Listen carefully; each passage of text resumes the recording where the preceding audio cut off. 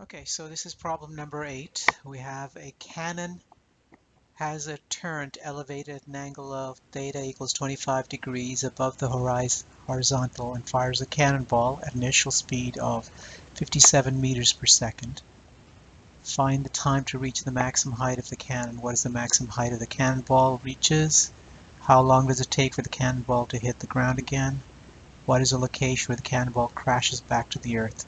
What is the velocity and speed of the cannonball when it crashes back to the earth? Okay, so this is actually question number 8. So this is the review problems that I suggested you should look over. So let's set up the problem. Make sure we have a diagram for everything. So we have a cannon at the origin. Here's our cannon. Not a very good diagram, but cannon. And the angle that we're told, right, is 25 degrees from the horizontal, 25 degrees, so theta is equal to 25 degrees. It fires a cannonball, which is a trajectory going across like this. So this is problem number 8 in the suggested problems. Okay, so first problem, find, and we're also told the initial speed. We're told that the initial speed of is 57. And again, I'm going to be using my natural units of kilogram meters and seconds. So if I'm dealing with velocity, it'll be meters per second. So I'll just write 57, which really means 57 meters per second. Okay, so we have a cannonball that's fired at this trajectory, and so first problem is that we have directional vectors. So I'm going to write the directional vector for I, it's going this way, and the directional vector j going up.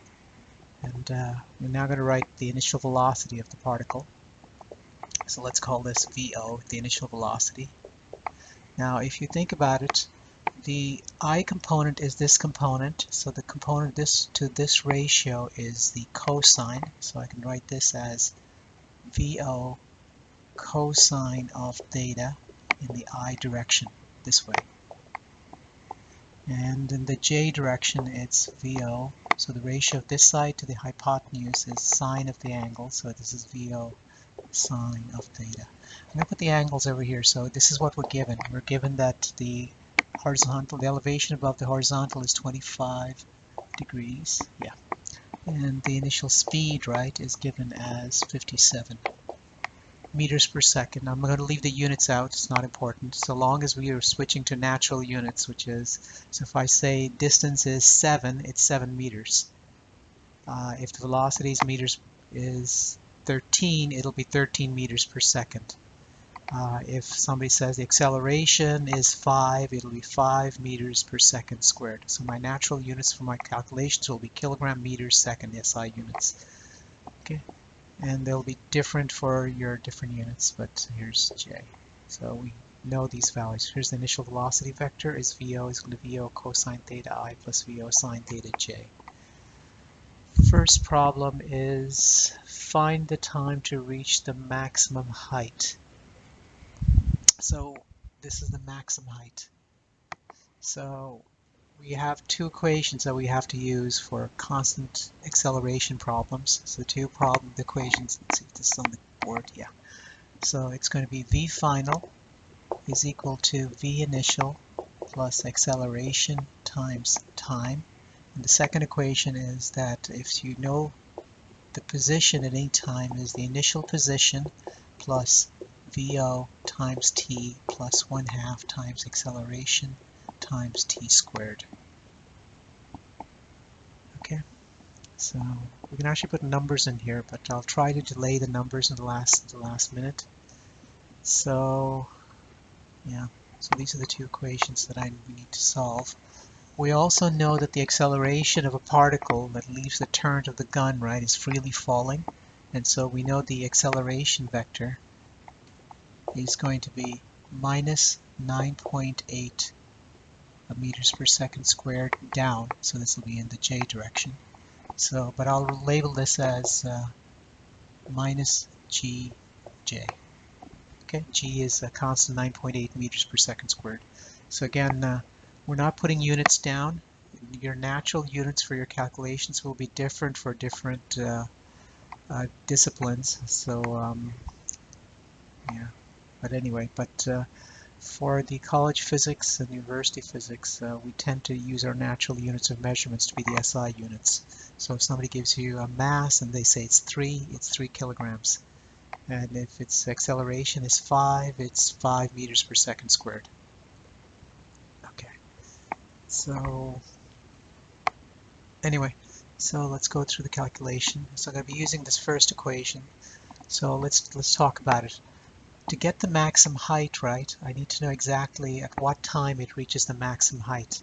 Once I know the time, right, so the point is that at the maximum height, this point of the particle, right, is always traveling horizontally, so there won't be any I component. Sorry, there won't be a J component. So let's plug it in just to get you the idea. So V final for is equal to VO T, sorry, the initial VO plus the acceleration times time. VO happens to be this equation, so it looks a little complicated.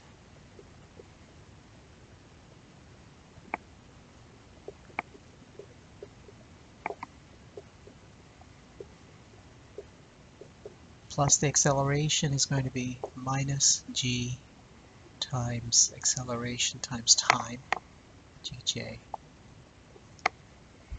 And so we have an equation in terms of the i's. The I component has a value of VO cosine of theta.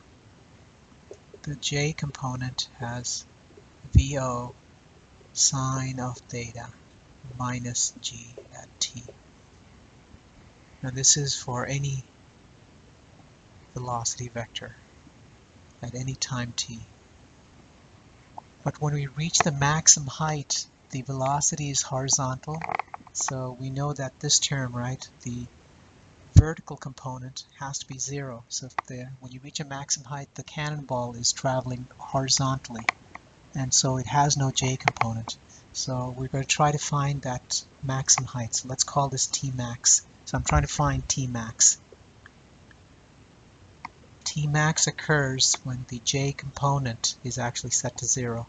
So VO sine of theta minus G, and this is what I'm solving for, T max, and that's equal to 0. So if we move this to the other side and then solve for G, we see that T max is equal to VO sine of theta divisible by G. And so we can actually plug in numbers. So here's our equation. The initial speed is 57.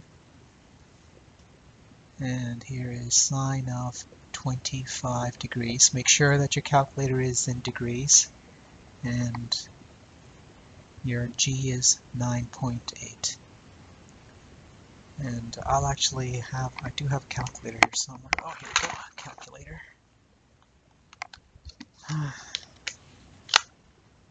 Okay, so it's on degrees, and it's going to say 57 times 25 times sine divisible by 9.8 gives me a value of, I'm going to do all my calculations to 2 significant digits, and I expect you to do at least 2 significant digits. So don't go crazy and do too many significant digits. So I only expect 2 significant digits for everything. So that's why anyway. So I get a value of 2.5 seconds, 2.45 seconds, which is rounded up to 2.5 seconds. Now the last answer is 2.5 seconds. So t is equal to 2.5. Okay, great. So now we know that at time t we've reached the maximum height. So now I can actually plug into the second equation. So let me write this down. So what we've done so far, can I put this over here? So we've calculated that t at max height is given by 2.5. So this is our first derivation. It takes 2.5 seconds, right, for the cannonball to reach the maximum height where the horizontal velocity is horizontal. That's why we set the vertical component to be 0. Okay, great. And the next problem is we still haven't found the maximum height, I'm sorry, so let's go through the calculation. So let me erase all this. So this is what we know. So I've just derived this. So let me erase everything else.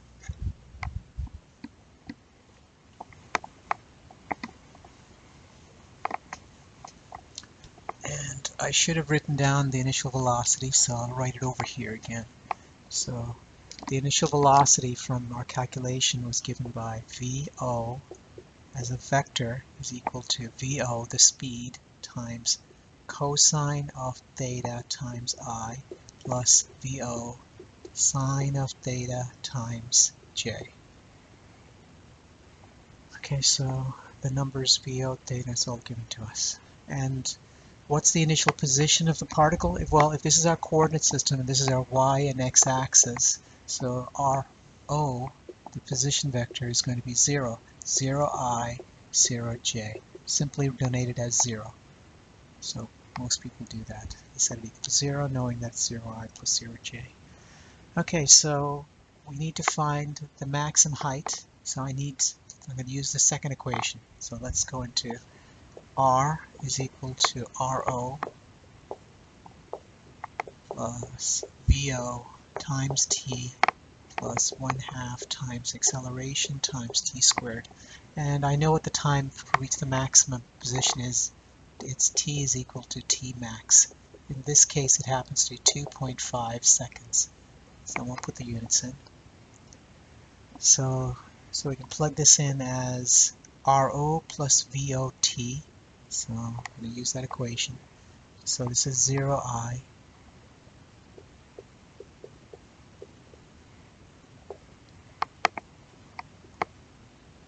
and VO cosine theta. So VO cosine of theta I plus VO sine. Can you see this? Yeah. Sine of theta J multiplied by a time t, VOT. And then we have plus 1/2 acceleration. Acceleration is given as minus gt, and sorry, it's actually gj.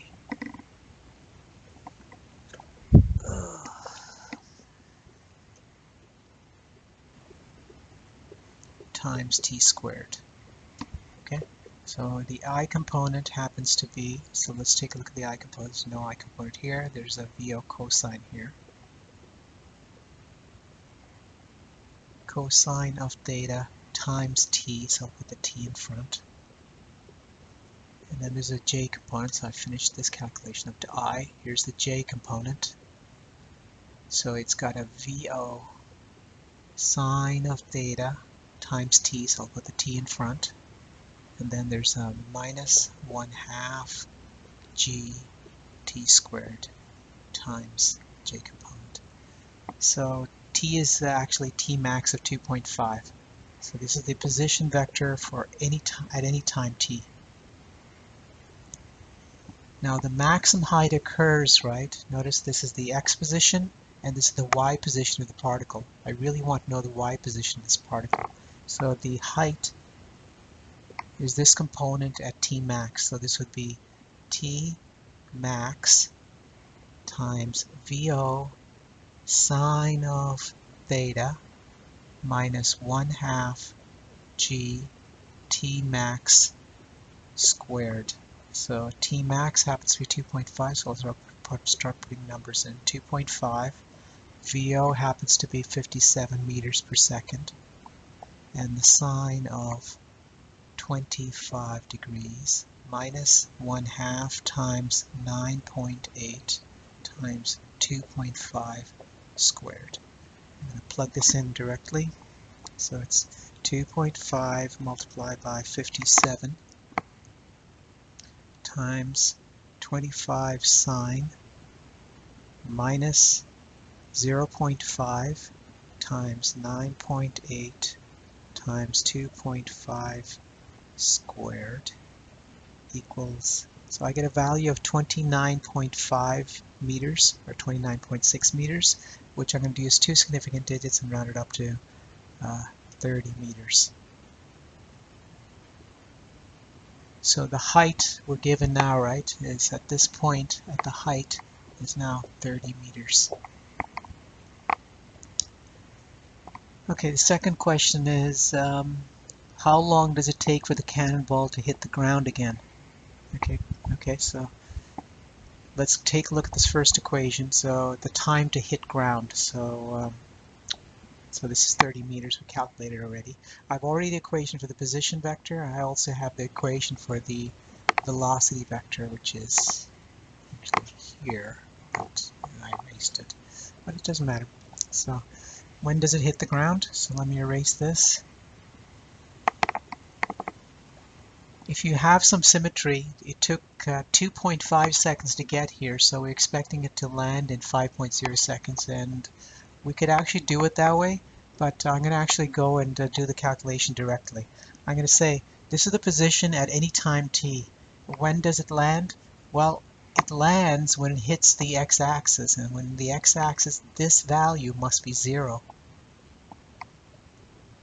The j component, the y component, must be 0. So I'm going to calculate something called t, well, we'll use t max for the maximum height. Let's call it t hit to, so this is the time to hit the ground, or maybe I should say t ground, but I don't like writing too much letters, so grnd, okay, d, let's say gr. So time to hit the ground.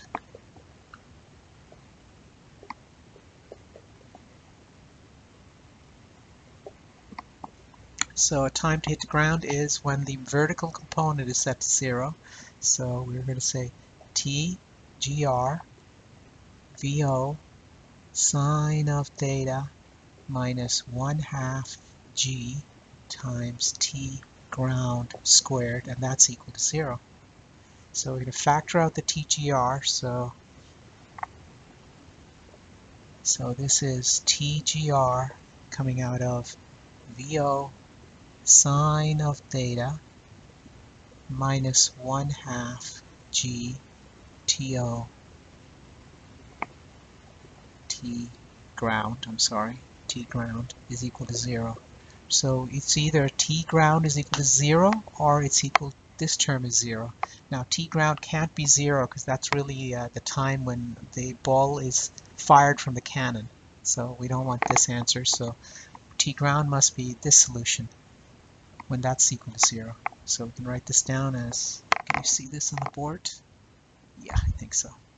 So this is VO sine of theta minus 1/2 g t ground is equal to 0. So I'm going to move this term to this side, multiply by 2 and divide it by g. So we can say t ground is equal to 2VO sine of theta divisible by, so g, and this is the time.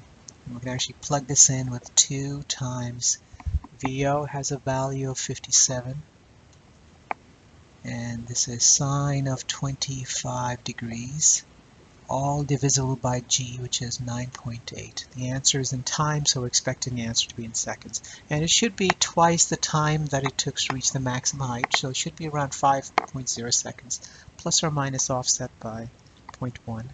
So let's go and calculate it. So 2 times 57 multiplied by 25 sine divisible by 9.8, and we get a value of 4.9 seconds.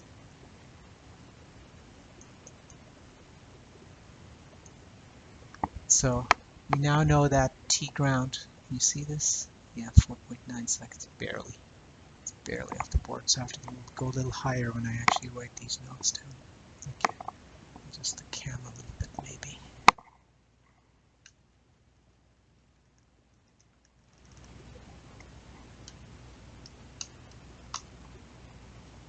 Okay, I think that's enough. Okay, great. So it's 4.9 seconds. So we've calculated that T ground time, which is roughly double this, which you get as 4.9 seconds. Okay, great. So now that I know how long it takes for the particle to hit the ground, I can tell you both the velocity and the position vector at any time.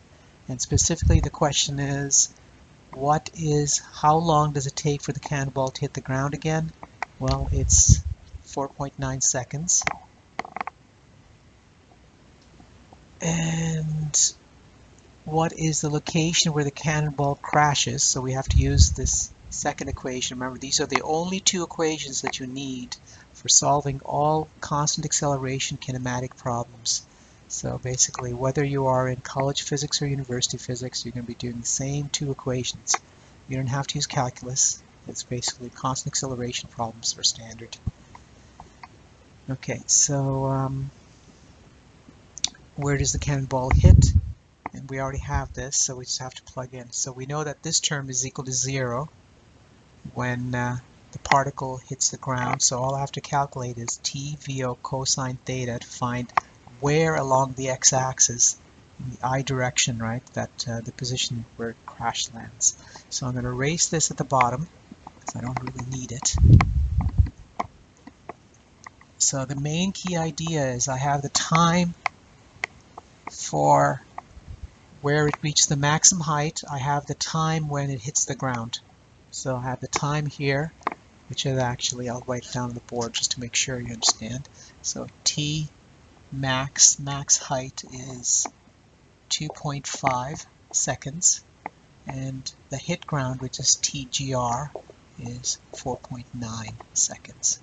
Okay, so remember, natural units we're going to be using is the SI units as natural units for conversion.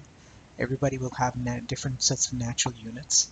So if you're a geologist, and I use the natural units of time of millions of years, so if somebody says t equals 5 to a geologist, it means 5 million years. So you have to be careful what your natural units for your conversions are. So as a physicist, right, we tend to switch to different natural units based on the problem we're working on, but for the college and university physics introductory, we always use standard units of SI, which is kilograms, meters, seconds.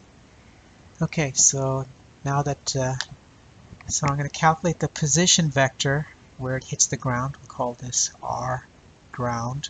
So all I'll have to do is substitute T ground. We know that T ground here is 0, so there's no point in substituting here. So we just have to put the I position and T ground where it hits the ground times cosine of theta. And in this case, this term is 0, so there's no point in writing it out. So this is I times T ground happens to be 4.9 standard units, which is seconds, times velocity of 57 times cosine of 25 degrees. So let's plug this in. 4.9 times 57 times 25 cosine equals 253 meters, which I'm going to round off to 2.5 times 10 squared meters. So the distance from here to here is, so this point is 252.5 times 10 squared meters. Okay, so that we now know the position where the particle lands. It's actually 2.5 times 10 squared in the I component direction. So that's where it lands. What is the location where the ball backs to the earth? And we just did that. What is the velocity and speed of the cannonball when it crashes back to the earth? So we know that T ground, right, when it hits the ground is 4.9, so we just have to plug into this equation. So I'm going to erase everything else you don't need. I don't need anything actually. Just erase this. So let's do the velocity equation again.